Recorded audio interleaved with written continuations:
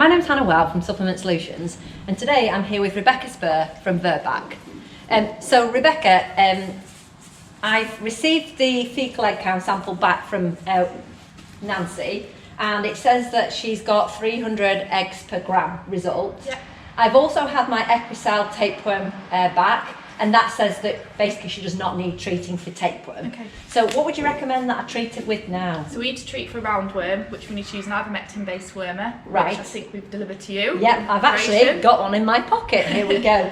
So what are the first things that we need to think about when we're worming the horse?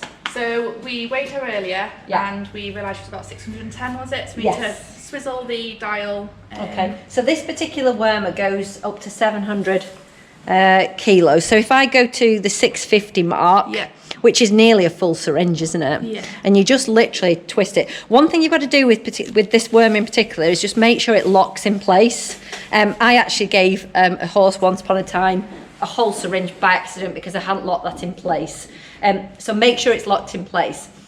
The other thing I've just noticed is that I've still got my dog here. Yeah. And why do we need to put the dog away? There's a particular reason, isn't there? Yeah, so horses, when we wormed, can spit out a bit of wormer, and this is actually poisonous to dogs and cats, and if the dogs can, inhale it or eat it, then, there can be some serious consequences. So we want to make sure that the dogs are well away, Yeah, and that the okay. horse is getting the full amount of wormer. Perfect. Oh, right, she's gone now. Right, perfect. So should we go ahead and try and worm Nancy Yes. then? Do you mind getting her for me?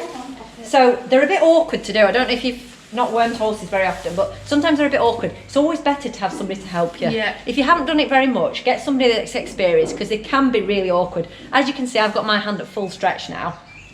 Okay, so take the top off, pop that in your pocket. Make sure the horse's mouth is empty as well. Okay. And she's now doing a pile of droppings just to show her appreciation. So what we do is we get this into the corner of her mouth, just here. Go, keep still. And I just deploy the plunger like so.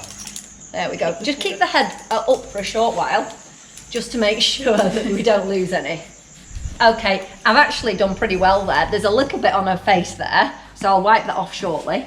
So if I ended up dropping a lot of that, so if she opened her mouth and spat a lot out, just tell me a little bit about that. I think you've got some samples, haven't you? So in a syringe of wormer, you probably only got a teaspoon of actual wormer.